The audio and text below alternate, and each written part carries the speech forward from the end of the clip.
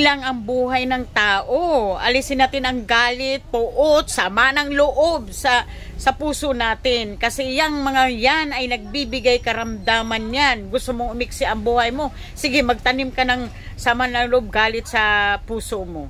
Hindi ka makaano ng tulog niyan, parang naninikip yung dibdib mo pagka ayaw mong palayain. Magpatawad tayo, si Lord nga nagpapatawad, tayo pa kayang tao. Kung ano man yung naririnig mo or man nagsalitaan man kayo, lalo na sa magkapatid, magpatawad po tayo. Lalo na sa magkapatid.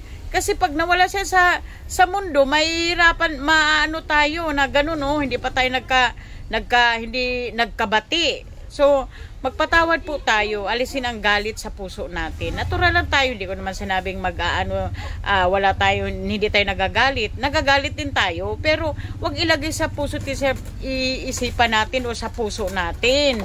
Magpatawad po, kailangan po ng pagpapatawad. Patawarin, kasi tao lang tayo. O, ikaw, hindi ka ba nagkakamali? Nagkakamali rin. Tayong lahat nagkakamali, kaya kailangan ng patawad.